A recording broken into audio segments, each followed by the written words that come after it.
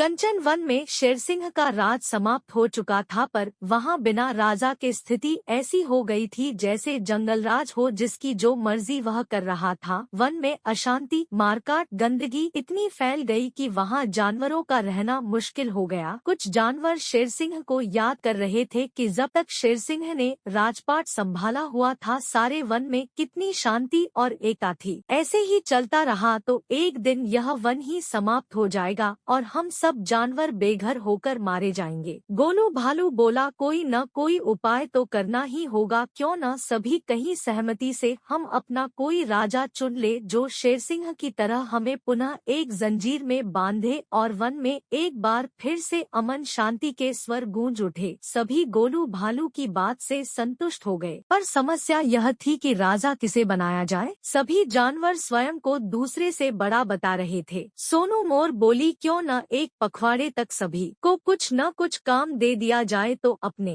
काम को सबसे अच्छे ढंग से करेगा उसे ही यहाँ का राजा बना दिया जाएगा। सोनू स्वीटी की बात से सहमत हो गए और फिर सभी जानवरों को उनकी योग्यता के आधार पर काम दे दिया गया। बिम्पी लोमड़ी को मिट्टी हटाने का काम दिया गया तो भोलू बंदर को पेड़ों पर लगे जाले हटाने का, सोनी हाथी को पत्थर उठाकर एक गड्ढे में डालने का काम सौंपा गया था और मोनू खरगोश को घास की सफाई की। जब एक पखवाड़ा बीत गया तो सभी जानवर अपने अपने कार्यों का ब्यौरा लेकर एक मैदान में एकत्रित हो गए। सभी जानवरों ने अपना काम बड़ी सफाई और मेहनत से पूरा किया था। सिर्फ सोनू हाथी था जिसने एक भी पत्थर गड्ढे में नहीं डाला था। अब एक समस्या फिर खड़ी हो गई कि आखिर किसके काम को सबसे अच्छा माना जाए। बुद्धिमान मोनू खरगोश ने युक्ति सुझाई, क्यों न मतदान करा लिया जाए, जिसे सबसे ज्यादा मत मिलेंगे उसे ही हम राजा चुन लेंगे। अगले दिन सुबह सुबह चुनाव रख लिया गया और एक बड़े मैदान में सभी पशु पक्षी मत देने के लिए उपस्थित हो गए। मतदान समाप्त होने के एक घंटे पश्चात मतों को गिनने का काम शुरू हुआ। यह क्या, सोनू हाथी गिनती में सबसे आगे चल रहा था और जब मतों की गिनती समाप्त हुई तो सोनू हाथी सबसे ज्यादा मतों से विजय हो गया। सभी जानवर एक दूसरे का मुंह ताक रहे थे। तभी पक्षीराज गरुण वहां उपस्थित हुए और उपस्थित सभी जानवरों को संबोधित करते हुए बोले, सोनू हाथी प्रतिदिन पत्थर लेकर गड्ढे तक जाता था, किंतु जब उसने देखा कि उस गड्ढे में मेरे अंडे रखे हुए हैं तो वह पत्थरों को उसमें न डालकर पास ही जमीन पर एकत्रित करता रहा। सोनू ने अपने राजा बनने के लालच को छोड़ एक जीव को बचाना ज्यादा उपयोगी समझा। उसकी इस परोपकार की भावना को देखकर हम